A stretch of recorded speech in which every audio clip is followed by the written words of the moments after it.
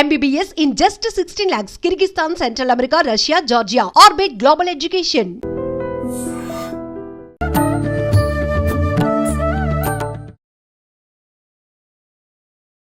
నమస్కారం, welcome to I dream. ధర్మ మార్గం విత్ విజిత కార్యక్రమానికి స్వాగతం. ప్రస్తుతం మనతో పాటు ఉన్నారు ప్రముఖ ఆధ్యాత్మికవేత్త, పూర్వపు యాదగిరిగుట్ట అర్చకులు, ఆంధ్ర ఉపన్యాసకులు డాక్టర్ సందుగు కృష్ణమాచార్యుడు గారు. ఇప్పుడు వారితో మాట్లాడి మరిన్ని మంచి మంచి విషయాలు అడిగి తెలుసుకుందాం. నమస్కారం అండి. అందరికీ శుభాకాంక్షలు, ఆశీస్సులు. ఇప్పుడు నిత్యము పూజలు, ఆరాధనలు ఇవన్నీ చేస్తుంటాం.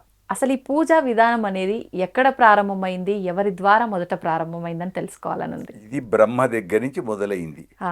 బ్రహ్మ దగ్గర నుంచి విష్ణువు నాభి కథ అంతవరకు. దీని మళ్ళీ విమర్శలు. విష్ణువు నాభి నుండి తామర పువ్వు వచ్చింది, అందులో బ్రహ్మ వచ్చాడు. బ్రహ్మ వచ్చిన తర్వాత ఏం చెయ్యాలి? 14 అంతా అంధకారమే. ఆయనకు అనుమానం వచ్చింది, ఏంటి ఏంటి ఏంటి అని చూచాడంతా. ఆయనకు శబ్దం వినపడింది, తప త అక్షరం త తప. ఓ తపస్సు చేయాలి. అక్కడి నుంచి పూజ మొదలు. తపస్సు అంటే పూజ. పూజ అంటే ఏదో కుంకుమ పసుపు ఇవి ఇవన్నీ కావు, ఈ అక్షతలు ఇవన్నీ కావు. తప్ప మానసిక పూజ, అది గొప్పది. మా ఆరాధనలలో చాలా గొప్పది. అందుకోసం తపస్సు చేశాడు. ఆయనకు అప్పుడు వేద రాశి వచ్చింది. ఆ వేదాల చేత సృష్టి చేశాడు. ఆ సృష్టిలో మానసంతో వచ్చిన వాళ్ళు ఉన్నారు. సనక సనందనాథులు వీళ్ళంతా మానసపుత్రులు. వశిష్ఠుడు వీళ్ళందరూ మానసపుత్రులు, మనస్సు నుంచి వచ్చారు. దాని వేరు. అందుకోసం అక్కడి నుండి ఉంది పూజ. ఇప్పుడు మనం ఆడంబరాలకు వెళుతున్నాము. ఉన్న దాంట్లో తృప్తి ఎంత ఉన్నదో అంత. భగవంతుడు అది చూడడు. క్వాంటిటీ, క్వాలిటీ అనే 2 ఇంగ్లీష్లో పదాలు ఉన్నాయి. ఇది 2 గొప్పవి చాలా. కాబట్టి మనం ఎంత చేసామని కాదు, చేసింది ఎంత తిన్నామని కాదు, తిన్నది ఎంత జీర్ణమైంది, తృప్తిగా తిన్నాము, ఎంత జీర్ణమై రక్తంగా పోయింది, ఎంత శక్తిని ఇస్తున్నది, ఎంత మంచి తిన్నాం, అది కూడా అంతే. తిండి ఇప్పుడు మీరు అన్నారే, తిండి కూడా అంతే, మంచిది చెడుది. అందుకోసమే మన మహబూబ్ నగర్ జిల్లా మహనీయమూర్తి అంటాడు, మన దగ్గర 2 సంతాలు ఉన్నాయట. ఒకటి మడి సంత, 2 మడి సంత. మడి సంత అని ఇచ్చాడు. సంత అంటే అంగడి. ఆ మడి సంత అంటేనేమో కూరగాయలు అందరు పోతారు, బ్రాహ్మలు అందరు పోతారు. మైల సంత అంటే బ్రాహ్మడు దానికి వెళ్ళాడు అనుకోండి, చేపలు మాంసం అక్కడ ఉండే దగ్గర పోయాడు అనుకోండి, ఈ బాపన ఆయనకి ఏమైంది, ఇక్కడికి వచ్చిండు, ఈయన కూడా తింటాడా? కనుక ఇది మడి మైల. సురవరం ప్రతాపరెడ్డి గారి చరిత్రలో ఇచ్చారు. కనుక ఇది తెలుసుకుంటే చాలు. ఎవరెవరి ఆహారం వాళ్ళది, ఎవరెవరి నియమాలు వాళ్ళవి. నేను ఒకటి ఇక్కడ, నేను చేసిన పని మంచిది అనుకుంటే చాలు, అంతే. దానికంటే వేరే ఏమీ లేదు. ఇప్పుడు మీరు అన్నదాన్ని బట్టి పూజ అంటే తపస్సు. మనం మనస్సులో భగవంతుణ్ణి ఆరాధిస్తున్నాము అన్న అది పూజే. కానీ ఇప్పుడు మీరే అన్నారు ఇంకొక మాట కూడా, ఆడంబరాలు చేస్తున్నాము అని చెప్పి. ఇప్పుడు నిత్య పూజ అనేది ఖచ్చితంగా ఇంట్లో దీపారాధన ఉండాలి అని అన్నారు. మరి ఇది మనం మనసులో తలుచుకునేది కూడా దీపారాధన పూజే అయితే ఈ నిత్య దీపారాధన ఎందుకు చేయమన్నారు? ఎందుకు దీపారాధన చేయటానికి అనేటప్పుడు అక్కడ అంటాడు, మంచి శాస్త్రం మీరు మంచి అడిగారు, ఆగమంలో చెప్తాడు, దీపాత్ దీపాంతరమివా అని ఒక పదం వాడాడు. ఒక దీపము నుండి ఇంకొక దీపంలోకి కాంతి ఎట్లా వస్తుందో అట్లా అన్నాడు, అంతే. అట్లా అంటే ఏంటి? తండ్రి అనే దీపంలో నుండి కొడుకు అనే కాంతి వస్తుంది. ఇక ఇలా తీసుకోండి మీరు అన్నిటికీ. భగవంతుడనే జ్యోతి నుండి, సూర్యనారాయణ అనే జ్యోతి నుండి మనం తీసుకుంటున్నాము. నవగ్రహాలలో అగ్ని నుండి అగ్ని ఉత్పన్నమైంది. ఇవన్నీ ఉన్నాయి పంచభూతాలు, పృథివీ అప్తేజో వాయు ఆకాశం. ఆ మంత్రాలు కూడా అవే. మంత్రాలు కూడా మనకు తెలియదు, కానీ అదే శక్తి, అక్కడి నుంచి వచ్చే శక్తిని తీసుకుంటున్నాం. ఆ శక్తిని నువ్వు ఆవాహన చేస్తున్నావు. చేసినప్పుడు ఏం చేస్తాం? పూజ అన్నారు కాబట్టి. ఒక ముఖ్యమంత్రి వచ్చాడు మా ఇంటికి, ఎట్లా ఆతిథ్యం ఇస్తాం? ఆయనకు తగినట్టు ఆతిథ్యం. రైట్, బాగుంది. విన్నారా? ఎమ్మెల్యే వచ్చారు, ఎమ్మెల్యేకి ఆతిథ్యం ఇస్తాం. ముఖ్యమంత్రికి ఇచ్చినంత ఆతిథ్యం ఎమ్మెల్యేకి ఇవ్వం. ఎంత ఇస్తాం ఆతిథ్యం? రైట్, అయిపోయింది. సర్పంచ్ వచ్చాడు, రోజు ఊర్లో ఉండే సర్పంచ్ గారే వచ్చారు, ఆయనకు ఆతిథ్యం ఇస్తాం, బాగుంది. మళ్ళీ అదే అతిథిగా ఒక భిక్షగాడు వచ్చాడు, ఆయనకు అసలు ఇస్తామో లేదో ఏమో. పోనీ అక్కడి దాకెందుకు? అమ్మాని ఇంట్లో రోజు పని చేసే మన కర్మచారులు ఉన్నారే, అవును. శుద్ధి చేసి అన్ని ఇంటికి పరిశుభ్రం చేసే వాళ్ళని ఎంతవరకు మనం గౌరవిస్తున్నాం? నువ్వు పూజ చేస్తున్నావే, వాళ్ళ కొత్త బట్టలు ఎంతమంది పెడుతున్నారు? వాళ్ళకు షష్ఠి పూర్తి చేసేవాళ్ళు ఉన్నారు. ఉన్నారా? రైతులకు షష్ఠి పూర్తి చేసే దొరవారు ఉన్నారు. నాది కాదు బిడ్డ, నా అభివృద్ధికి మూల కారణం నువ్వు. ఇంట్లో కూడా తల్లులు ఉన్నారు. అమ్మా, నువ్వు పరిశుభ్రం చేసి అంట్లు దోమి అన్నీ చేసి పెడితే నేను తింటున్నాను, నీకు ఇదిగో పట్టు శ్రావణ మాసము ఈ వరలక్ష్మి వ్రతంది ప్రసాదం తీసుకో తల్లి, ఈ జన్మ నీకు ఇంతే, వచ్చే జన్మలోనే రాణివవుతావు, ఈ ప్రసాదం తీసుకో. అంతే. వరలక్ష్మి వ్రతం అదే కథ. అందరికీ ప్రేమను పంచుట, అందరూ నగలతో ధనముతో ఉప్పొంగుట, అందరూ పొగుట. అంతే. పొగడగానే ఉబ్బడం, ఏదో దోషం అనగానే కోపం రావడం తప్పు. దోషం ఉంటే దోషమని ఒప్పుకోవాలి, సరిపోతుంది. కనుక పూజ అనేది ఎంత చేస్తున్నావు అనడానికి పత్రం పుష్పం ఫలం తోయం అనగానే ఏదో తులసి దళం కాదు, దాని వెనక చాలా పెద్ద అర్థాలు ఉన్నాయి, చాలా గొప్పవి. అబ్బో, పత్రం అంటే మొత్తం ప్రపంచంలో ఉండే హరిత ఇది ఆరాధన. ఇప్పుడు చెట్లు వృక్షాలు ఇవన్నీ అంతా ప్రకృతి. పుష్పం ఆరాధన, ఆనందం, పరిమళం, గుబాళింపు. విన్నారా? ఫలం, ఏ ఫలం? నేనే ఫలం, నేనే ఫలం. ఇంకొకటి, ఇవన్నీ వదిలిపెడదాం. భక్త కన్నప్ప ఏమిచ్చాడు ఆహారం? ఏ పూజ చేశాడు? కన్నునిచ్చాడు. మొదటి కన్నునిచ్చాడు, గొప్పగా వచ్చింది, ఓహో అనుకున్నాడు, అబ్బా అనుకున్నాడు, సంతోషపడ్డాడు.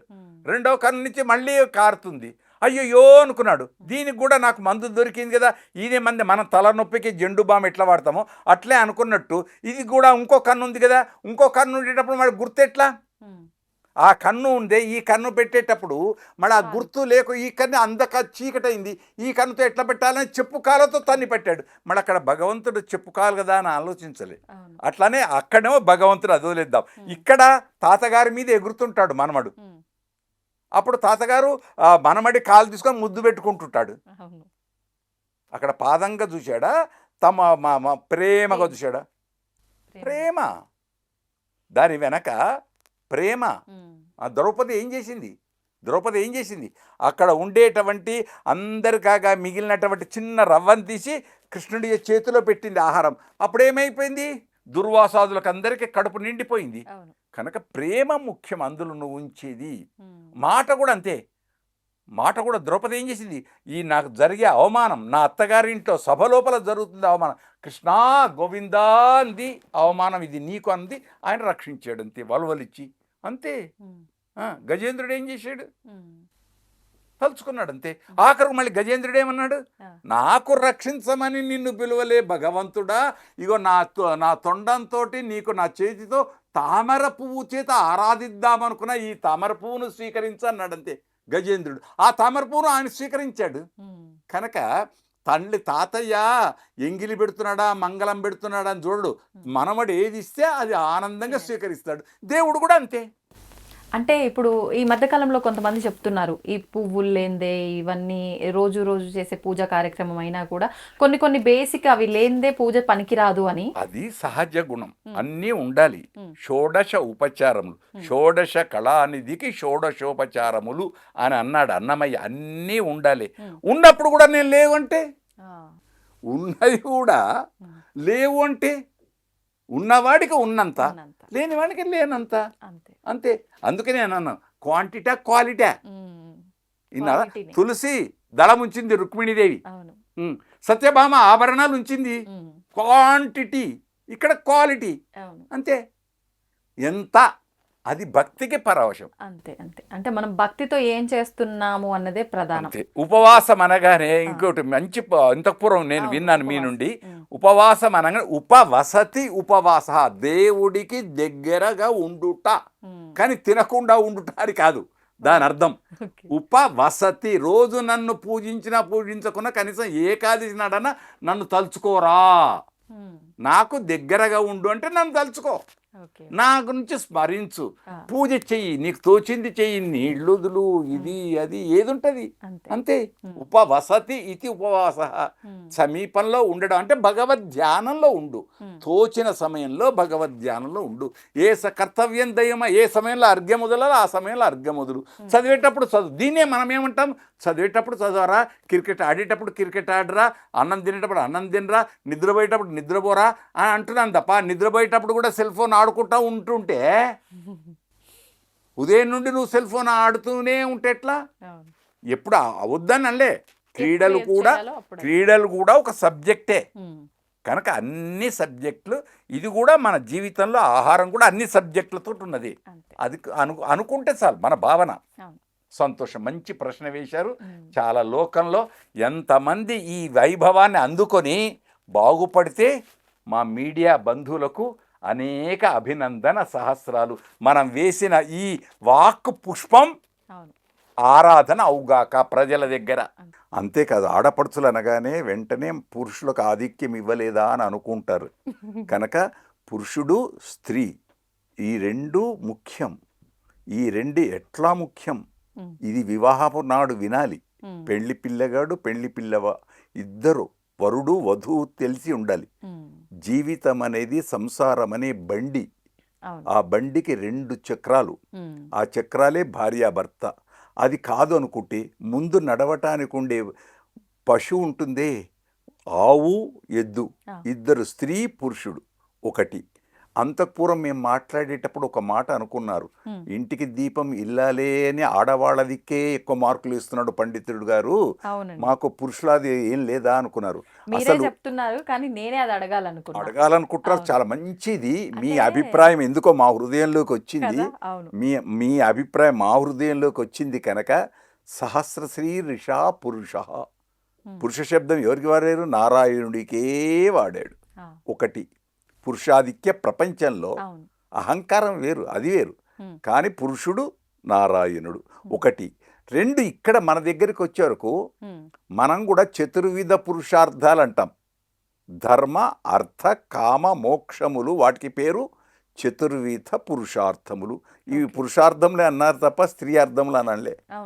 పురుషుడికేనా కదా, పురుషుడికే అని చెప్పి స్త్రీ అని కాదు, అందరూ ఇద్దరు. అందుకే ఇద్దరి చెరి సమానం, చెరి సమానం ఇద్దరికి ఉంది. అంటే ఒకరు ఎక్కువ తక్కువ అనేది లేదు, ఇద్దరు సమానమే. భార్య భర్త, భరించువాడు భరించునది. అంతేనా? ఇంకొకటి వివాహపు వ్యవస్థలో పురుషుడి గురించి ముఖ్యమైనటువంటిది ధర్మేచ అర్థేచ కామేచ అనే ప్రమాణం అమ్మాయి చేస్తుందా అబ్బాయి చేస్తాడు? అబ్బాయితోటే చేయిస్తాడు పండితుడు. మళ్ళీ అమ్మాయితోటి ఏమీ చేయించలే, ప్రమాణం ఎక్కడా లేదు. ఒకటి.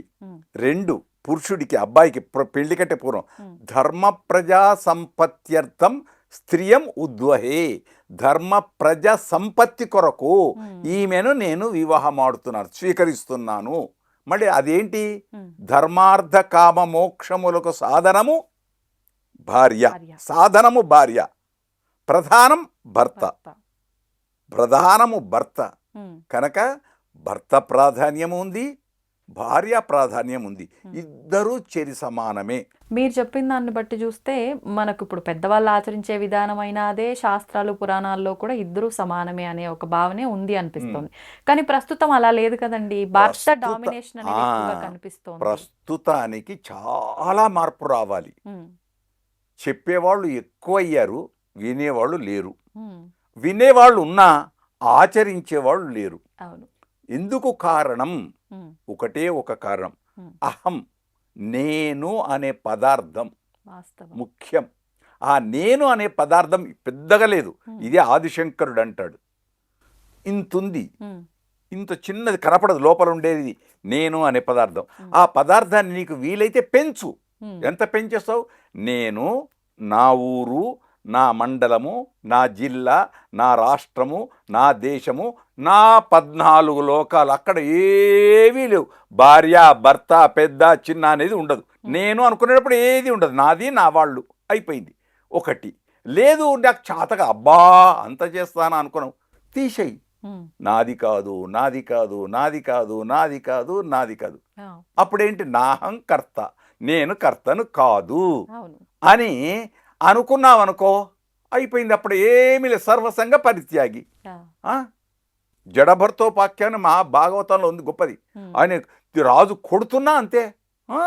అది ఎవరికి? ఉమ్, లోపలుండే ఆత్మకు. కాబట్టి ఇద్దరు ఇక్కడ రెండు ఆత్మలు ఒకటి. ఉమ్, పెళ్లి కంటే పూర్వం ఆమె సగము, ఈయన సగం. అవును. అది పార్వతీ పరమేశ్వరార్థం గొప్పది. ఇప్పుడు శ్రావణ మాసం తెలుసుకోదగింది. ఆ, పార్వతీ పరమేశ్వరు ఇద్దరు అర్ధనారీశ్వర తత్వం. పైకి ఏదో బొమ్మ కాదు, ఆ, లోపల ఇద్దరు సగభాగం. స్త్రీ పురుషుడు, స్త్రీ లేక పురుషుడు లేడు, పురుషుడు లేక స్త్రీ లేదు, ఇద్దరు సమానం. కాకుంటే ఇద్దరి కలయికప్పుడు ఉమ్, ఆ భావాలు చాలా చక్కగా ఉండాలి. ఓకే.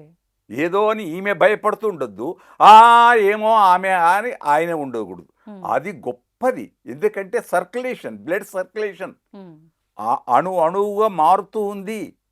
దీనికి ఒక ఉదాహరణ, ఆ. కౌసల్య సుప్రజారామ అన్నాడు తప్ప వాల్మీకి భగవానుడు దశరథ తనయ రామచంద్ర అనలే. దశరథుడు ఎందుకు పేరు చెప్పలే? పురుషుడు కదా, చక్రవర్తి కదా, 64 ఏళ్ళు బ్రతికినవాడు కదా. మళ్ళీ దశరథుడు కోపం రావద్దా పురుషుడికి? కౌసల్యనేనా, నేను కాదా అని కోపం రాకూడదా? ఇప్పటి సమాజం అయితే ఇప్పుడు సమాజంలో వస్తుంది కాబట్టి అందరికి. ఇప్పుడు పురుషాధిక్య ప్రపంచం గమనించండి. ఇక్కడ పుట్టినటువంటి రాముడు భార్యాభర్తల యొక్క సంయోగముతో పుట్టలే. యజ్ఞంలో నుంచి వచ్చినటువంటి పాయసం దశరథుడి చేతికిస్తే దశరథుడు తీసుకొచ్చి పంచాడు వీళ్ళ ముగ్గురికి. ఆ పాయస ప్రభావం, పాయస ప్రభావం వరం అనుకో, వరం శ్రేష్టం. కాబట్టి కౌసల్య సుప్రజారామ, అదే శ్లోకంలో రెండున్నాయి. ఇంకొకటి రెండు, కర్తవ్యం దైవమాహన్నికం. ఈ రెండు మాటలు తెలిసి ఉంటే చాలు. కౌసల్య సుప్రజారామ పూర్వా సంధ్యా ప్రవర్తతే ఉత్తిష్ట నరశార్దూల కర్తవ్యం దైవమాన్నికం.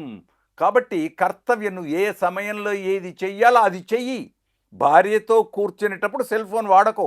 భార్యాభర్తలు హాయిగా ఆనందంగా భోజనం చేయండి, ఆనందంగా ఉండండి, ఆనందంగా ప్రేమను పంచుకోండి. ఇతరములైన మాటలు అవసరమే లేదు. మీ అన్నయ్య ఇలా అన్నాడు, ఆనాడు ఇదైంది, పెళ్ళినాడు నాకు అది ఇవ్వలేదు, ఇవన్నీ ఇప్పుడు ఎందుకు అవసరం? అయిపోయింది. ఇప్పుడు ఏదుందో అది. అందుచేత గడ్డాలు మీసాలున్న వాళ్ళను కూడా చేసుకున్న అరుంధతి మహాపతివ్రత. అక్కడ వశిష్ఠుడి ప్రాధాన్యం లేదు, అరుంధతి నక్షత్రం అనే ఉంది చూడడం. ఇలా చూస్తే స్త్రీకి ప్రాధాన్యం ఉంది, పురుషుడికి ఉంది. కాకుంటే లోకంలో ఇంటికి దీపం ఇల్లాలు అన్నారు. ఇల్లును చూడు, ఇల్లాలిని చూడు అన్నారు. అందుచేత ఆవిడ లాలిత, ఈయన పురుషుడు, సంపాదించడమే ఈయన ప్రధానం. కనుక రెండు సమానమే, రెండు బండికి చక్రాలు. ఈ రథమనే సంసార జీవనానికి సమప్రాధాన్యత ఉండాలి. కనుక ఇది పురుషులు గ్రహిస్తారు, స్త్రీలు గ్రహిస్తారు, అన్యోన్యంగా ఉంటారు. మంచి సంతతితో, ఈ దేశం నాకేమిచ్చింది నేను కాదు, ఈ దేశానికి నేను ఎలాంటి సంతతిని ఇస్తున్నానో, దేశానికి ఇవ్వకున్నా కనీసం నీ వంశం నీ ఇంటికి అని అనుకుంటే చాలమ్మా. 3 పువ్వులు 6 కాయల ఆ కుటుంబం. చాలా మంచి ప్రశ్న వేశారు. మాకేదో తెలిసింది చెప్పినాం, దాంతో తప్పు పట్టాల్సిన అవసరం లేదు. మంచిని గ్రహిద్దాం, చెడును దూరంగా ఉంచేద్దాం. శుభం. ఇప్పుడు అంటే మీరన్నట్టుగా ఈ విషయాలన్నీ కూడా గ్రహించి ఎవరి పాటికి వాళ్ళకు ఒక ఆలోచన వచ్చి మారితే పర్వాలేదు. కానీ కొంతమంది చాలా మొండిగా ఉంటారు. అంటే ఆడవాళ్ళు మీరు చెప్తే మేము వినేదేంటి, మీరు అంటే వంటింటికి మాత్రమే పరిమితం అనే భావన పోయినప్పటికీ కొన్ని ఇళ్లలో మాత్రం ఈ భావన ఇంకా నడుస్తుంది అని అనిపిస్తూ ఉంటుంది. అంటే ఆడవాళ్ళుగా జన్మించిన వాళ్ళు కొన్ని రకాల విధానాలలో నిత్యము కూడా చాలా ఇబ్బంది పడే ఒక దుస్థితి అనేది ఈ మధ్యకాలంలో మనం చూస్తున్నాం. అంటే నువ్వు మాట్లాడొద్దు, ఆడదానివి, నీకేం తెలుసు, తెచ్చి పెడితే వండి పెట్టేదానివి, నీకు అంతవరకే, ఈ భావన ఎక్కువగా చూస్తున్నాం కొన్ని ఇళ్లలో. ఇది పోవాలంటే మగవాళ్ళ విధానం ఏ రకంగా మార్చుకోవచ్చు? పెండ్లి దగ్గరనే స్త్రీకి ఎన్ని రకాలు చెప్పారు. ఆవిడనే మంత్రి, భోజనం దగ్గర తల్లిగా తినిపిస్తుంది, భోజనం దగ్గర కొందరు ఏదో అంటారు విన్నారా, భర్త ఇది భార్యకు వచ్చే వరకు భార్య జేబు చూస్తుంది, తల్లి కడుపు చూస్తుంది. తప్పు.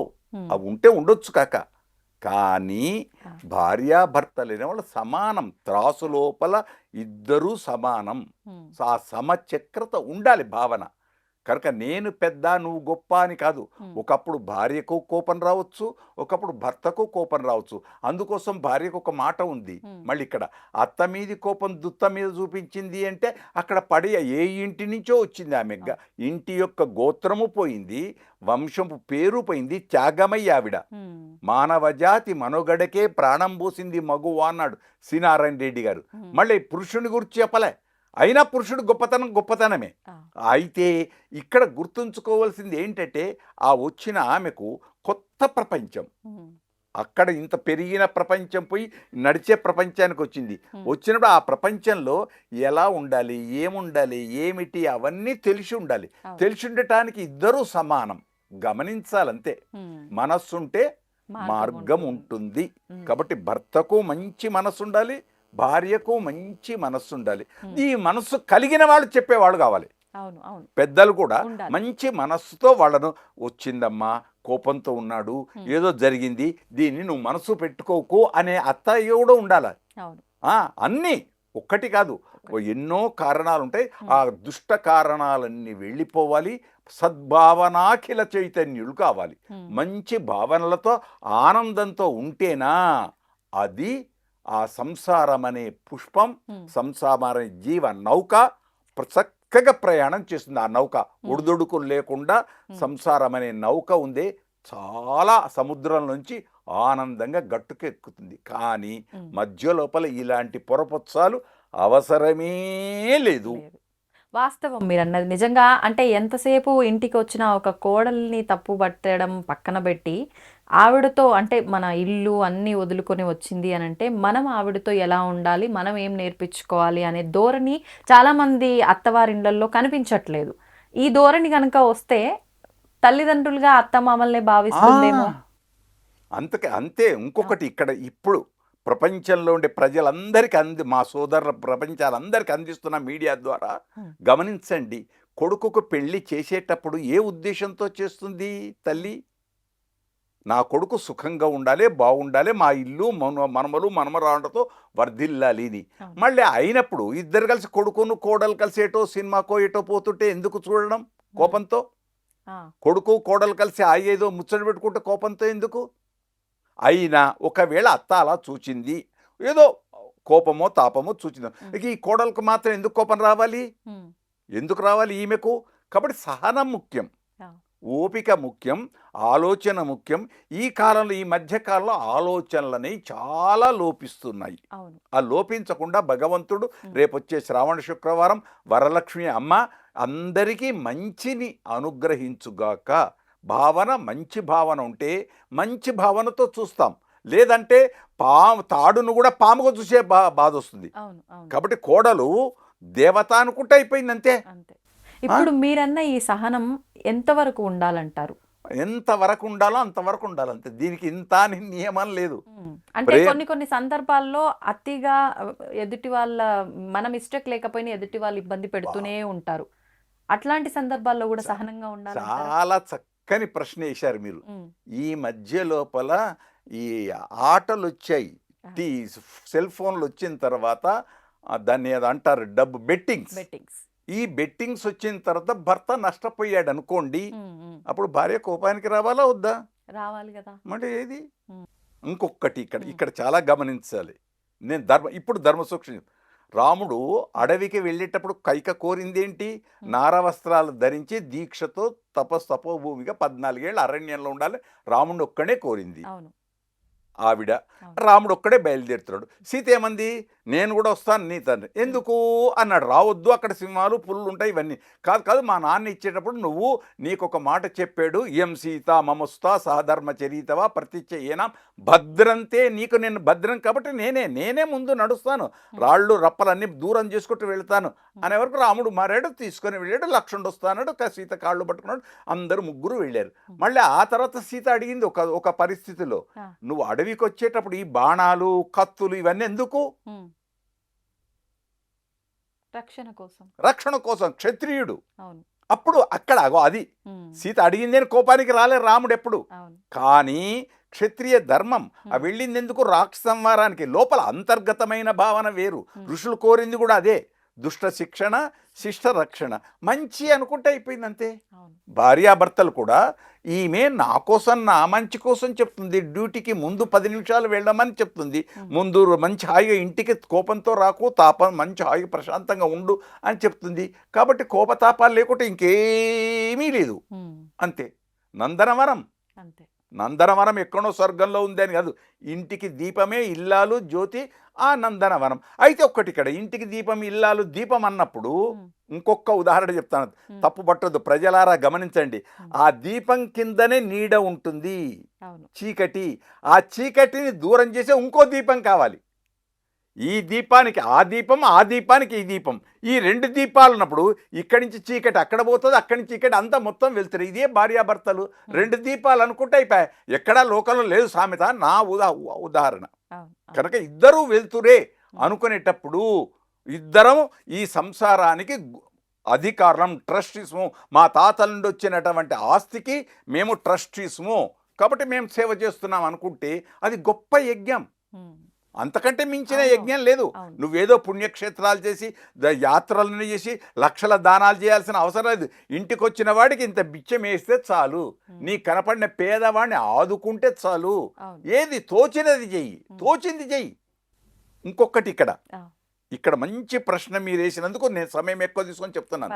నీ కోపంతో తిట్టకు, చీకటి ఉంది అని కోపంతో తిట్టకు. చేతనైన చిరుదివ్య వెలిగించు, చేతనైన చిరుదివ్య వెలిగించు. పెద్ద జ్యోతి 1,00,000 పువ్వుల లేదు, 1,00,000 జ్యోతుల దీపాలు ఏదో ఇవన్నీ ఈ అవసరం లేదు. కోటి దీపార్చన ఈ అర్చనలు చేస్తూ ఉంది, అవన్నీ ఉన్నాయి శాస్త్రానికి, అవన్నీ వదిలేద్దాం. మనకు నీకు చేతనైన దీపం వెలిగించు. ఇది ఆవు నెయ్యా, ఈ నెయ్యా, ఆ నెయ్యా, క్యాండిలా, ఇదే అదే కాదు, జ్యోతి దీపము నీ స్తోమతను బట్టి, నీ దీన్ని బట్టి. ఇంకొకటి పూజ కూడా అప్పు చేసి పూజ చేయకు, ఉన్న దానిలో చెయ్యి, ఉన్న దానిలో చెయ్యి. ఒకటి.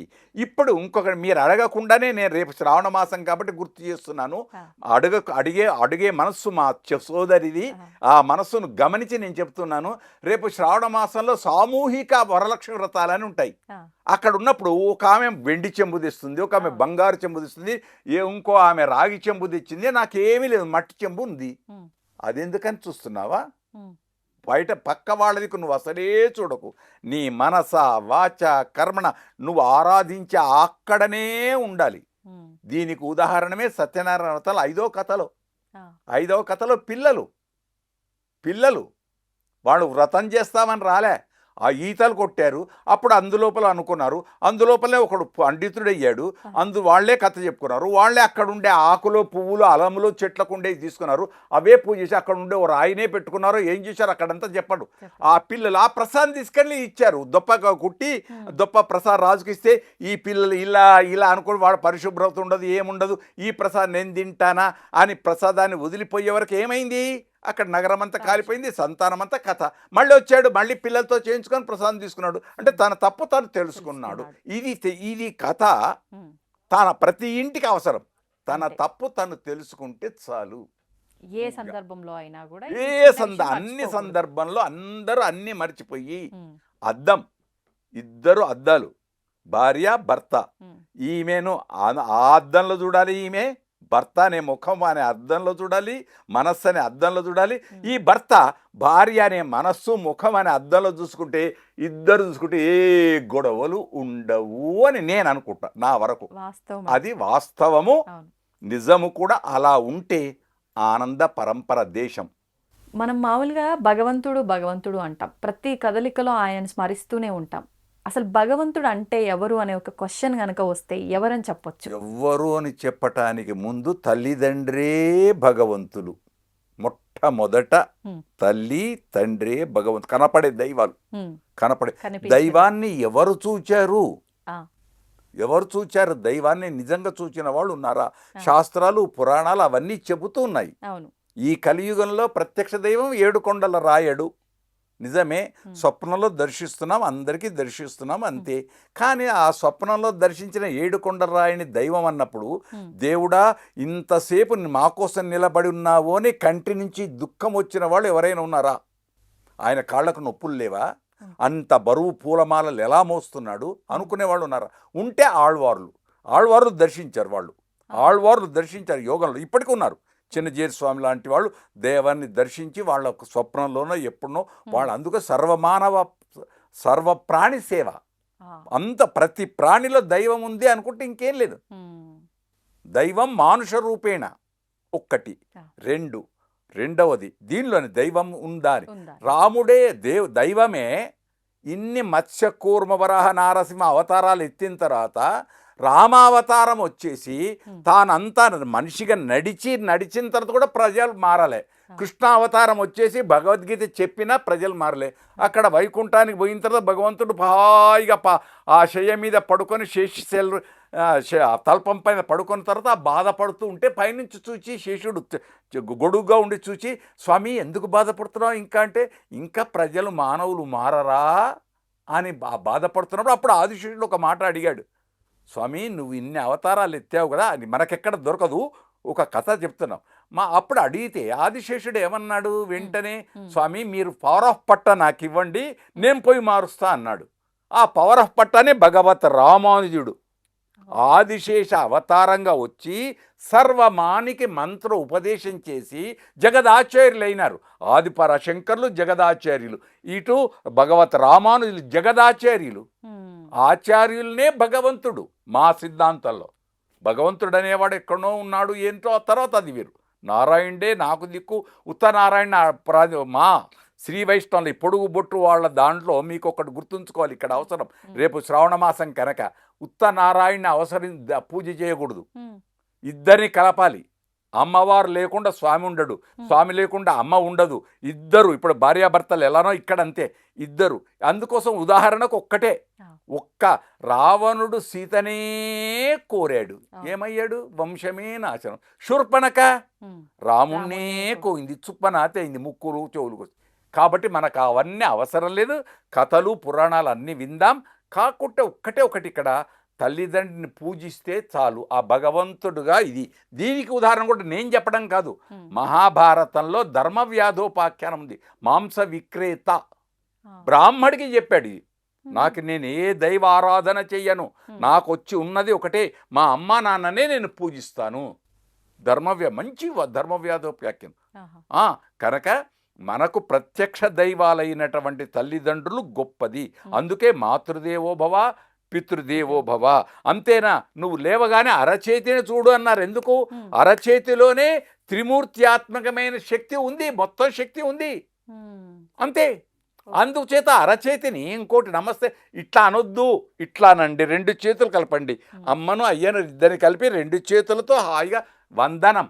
అది నమః అస్తుతే, నమస్తే, నీకు నమస్కారం. దాంట్లో అర్థం నమస్తే అనే దాంట్లో నమః అస్తుతే, నీకు నమస్కారం. కాబట్టి ఆ నమస్కారం ఏంటి? ఇది నమస్కారం, ఇది భారతీయత. 2 చేతులు కలపడం భారతీయత, అది ఉండాలి. ఆ భారతీయతను ఈ చేతులు కొద్దిగా కిందికి దిగి పాదాల దగ్గరికి వెళ్ళాలి. శరణాగతి, నీవే దిక్కును తప్పరం బెరగన్, అలాంటి చాలు, అంతే. పాదాలను ఆశ్రయిస్తే శరణాగతి. తల్లిదండ్రి కంటే మించిందేంటి? అందుకే షష్ఠి పూర్తి నాడు పాద పూజ.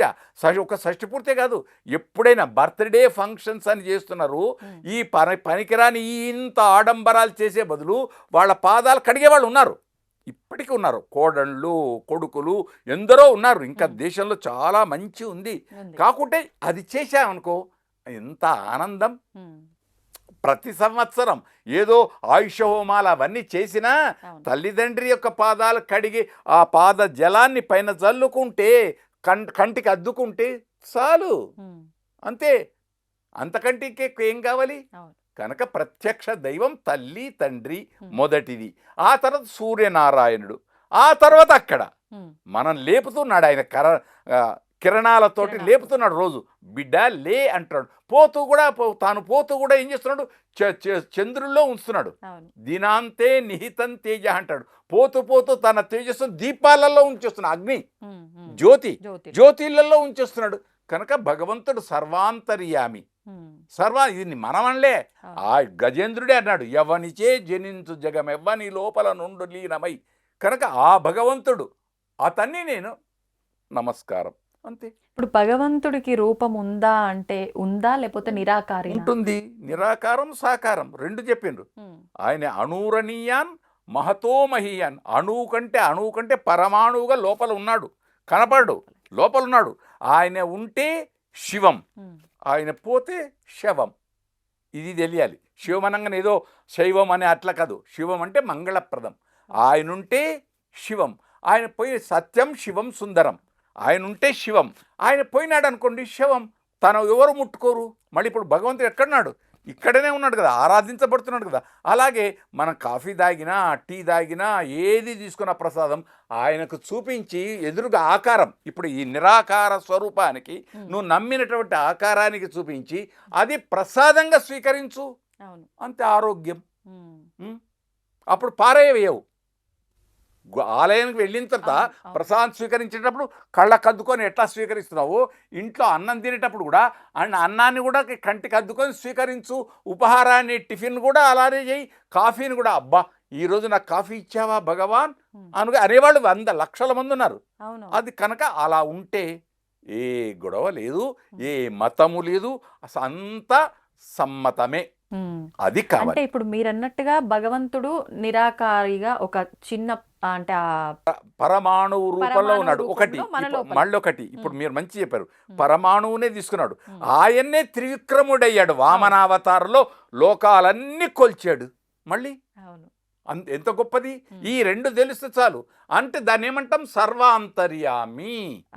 సర్వాంతర్యామి. నువ్వు చేసే ప్రతి పని చూస్తున్నాడు, ప్రతి పని.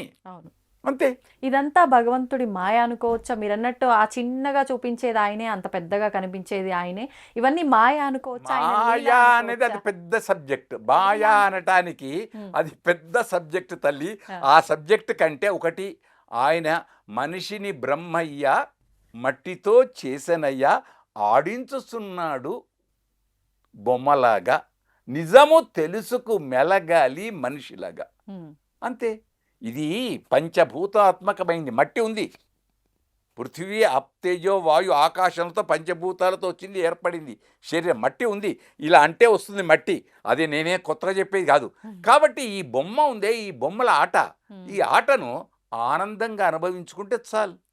అంతే. చిన్నప్పుడు బొమ్మరిళ్ళ ఆడేది, అప్పుడే ఆడేది, అప్పుడే అంతా అయిపోయేది, అప్పుడే పలారాలు, అప్పుడే అన్ని వెంటనే అందులో ఎవడో ఒకడు వచ్చేవాడు, కాలుతో తన్నేవాడు, అన్నీ ఎగిరిపోయేది. ఇదే సృష్టి, ఇదే సృష్టి. అప్పుడే ప్రళయం, అప్పుడే సునామీ, ఎప్పుడో ప్రమాదం, ఎక్కడనో. అంతే. కాకుంటే కర్తవ్యం దైవమానికం. కర్తవ్యం, దేవుడికి ఏ సమయంలో ఏం చెయ్యాలో అది చెయ్యి. అర్ఘ్యం, ప్రాద్యం ఇవన్నీ ఇచ్చేది ఏదైతే పూజలు ఉన్నాయో ఆ సమయంలో నువ్వు దేవుడి దైవ ఆరాధన చెయ్యి. అదే తండ్రి దగ్గర చెయ్యి. నాన్న కాఫీ తాగేవా, అత్తయ్య ఉపహారం తీసుకున్నావా అని కోడలు అడిగితే పర్వాలేదు. కోడలు అడగలేదు, అత్తయ్యని అమ్మ స్వీకరించు, ఈరోజు ప్రసాదంగా స్వీకరించు అని చెప్పేసి అయిపోయాయి. ఇది పరంపరాగతమైన ధర్మం. ఈ ధర్మం 3 పావులు 6 కాయలుగా ఆనందంగా వర్ధిల్లుగాక అందరూ. కాబట్టి దైవం ఉన్నాడు, మనను ఆడిస్తున్నాడు. అంతే. అది ఆడకుండా ఆయనను ప్రార్థిస్తే చాలు. చిన్నప్పుడు ఇక్కడ దైవం అంటే చిన్నప్పుడు నడకరా అన్ని సమయంలో తండ్రి ఏలు పట్టుకొని నడిపిస్తాడు. దేనికోసం నడిపిస్తున్నాడు?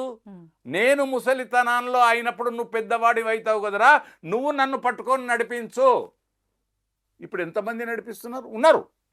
ఉన్నారు. నేను డాక్టర్ నండి, మా నాన్నగారికి 16 మంది డాక్టర్లను పెట్టానండి. ఎన్ని పెట్టినా నువ్వు ఆలింగనం చేసుకొని నువ్వు పైన చేయితో ఇలా అన్నది ఉండదు. ఆ స్పర్శ ఉందే, తల్లి తండ్రి స్పర్శ బిడ్డలకు దూరమవుతూ ఉంది. అది కాకూడదు. ఇలా చెయ్యేసి నేనున్నాను అంతే. భార్యకు కూడా ఏదైనా ఇబ్బంది అయినప్పుడు డ్యూటీ నుంచి రాగానే అబ్బా ఉదయించి కష్టపడ్డావా అని ఒక్కసారి ఇలా అంటే ఆమె ఎంత ఆనందం. అంతే. ఈమె కూడా ఆయన్ను పోయి వచ్చావు ఎందుకు, ఇగో ఈ కాఫీ తీసుకో అని ఈమె కూడా ఆయన మీద చెయ్యేసేసి అన్యోన్యం ఇచ్చిపుచ్చుకోవడం. అంతే.